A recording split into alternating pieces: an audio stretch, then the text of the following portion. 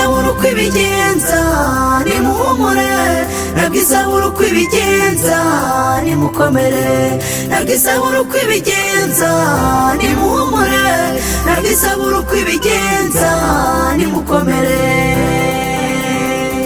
Icyo nkundira Imana yacu ntabwo ikora nk'abantu, ntikangwa na biracitse kuko na nyuma ya zero irakora.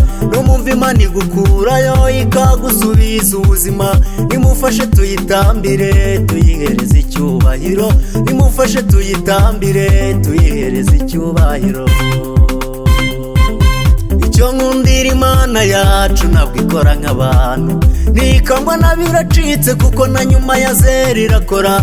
Numva Imana igukurayo ikagusubiza ubuzima, nimufashe tuyitambire tuyihereze icyubahiro, nimufashe tuyitambire tuyihereze icyubahiro.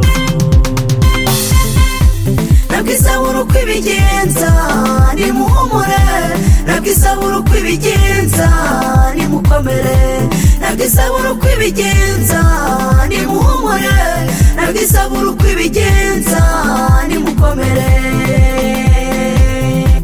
nabwisabura uko ibigenza nimuhumure, nabwisabura uko ibigenza nimukomere, nabwisabura uko ibigenza nimuhumure, nabwisabura uko ibigenza nimukomere.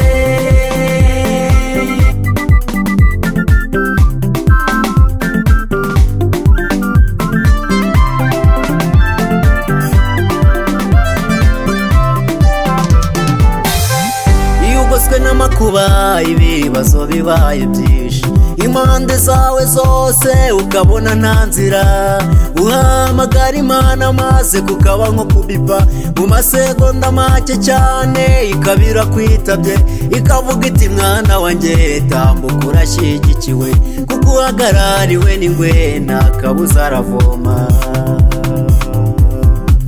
Iyo ugoswe n'amakuba ibibazo bibaye byinshi, impande zawe zose ukabona nta nzira, uhamagara Imana maze kukaba nko kubipa, mu masegonda make cyane ikabira kwitabye, ikavuga iti mwana wanjye tambuka urashyigikiwe, kuko uhagarariwe n'ingwe nta kabuza aravoma.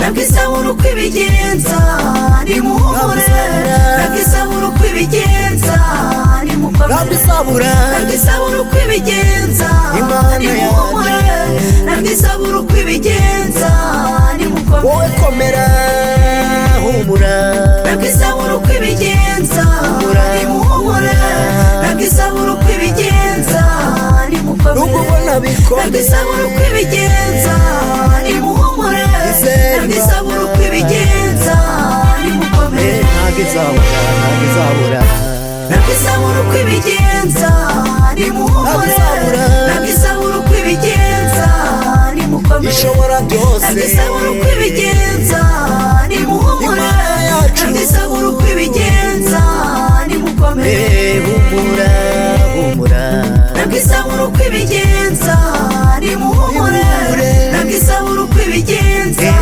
nimukomere, nabwisabura uko ibigenza